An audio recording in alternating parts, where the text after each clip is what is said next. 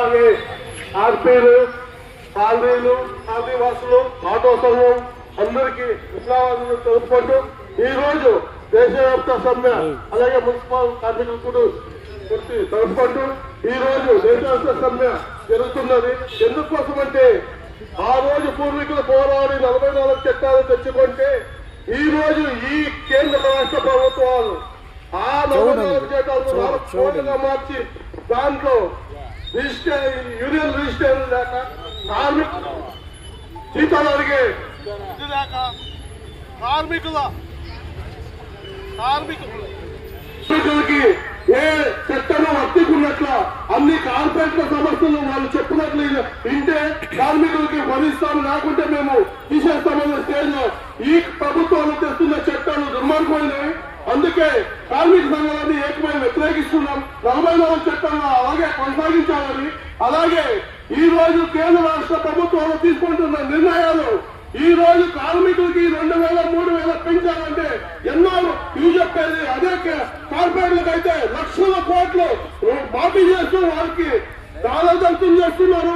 అలాగే కేంద్ర రాష్ట్ర ప్రభుత్వాలు ప్రతి ఒక్కటి ప్రైవేటీకరణ రూట్లో పోతున్నారు.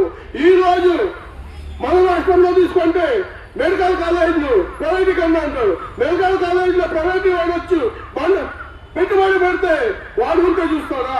అది గవర్నమెంట్ నిర్వహించాలి. గవర్నమెంట్ నిర్వహిస్తే పేదలకి వైద్యం అందుతుంది. అదే ప్రైవేట్ వాడికి ఇస్తే వాడు ఫీజులు వసూలు చేస్తారు. అలాగే మీరు మన ప్రైవేటీకరణ అంటున్నారు. ప్రైవేటీకరణ మన అమరావతి గురించి ప్రైవేటీకరణ ఎందుకు చేయరు? అమరావతి ప్రైవేటీకరణ చేయండి. వాళ్ళే పనిచేస్తారు కదా, వాళ్ళే డెవలప్మెంట్ చేస్తారా? అవి చేయరు. వీళ్ళకి పేదల మీద దౌర్జన్యంగా వసూలు చేసి వీళ్ళు ఫండ్ వసూలు చేసి వీళ్ళు దాచుకోవడానికి రాజకీయ నాయకులు ప్రయత్నిస్తున్నారు.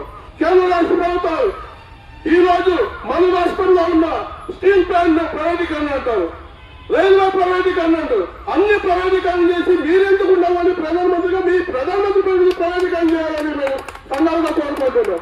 ఈ రోజు పోరాట తయారు పోలీసు సంఖ్యలను ఉద్యోగితో పోరాడుతున్న కార్మిక సంఘాలను ఏకమై ఈ ప్రభుత్వం మేడలో వచ్చి 44 చట్టాలు అమలు చేసే వరకు పోరాటమని తెలియజేసుకోండి. ఈ అవకాశం ఇచ్చింది మీ అందరికీ ధన్యవాదాలు తెలుపుకుంటూ ఈ కార్యక్రమం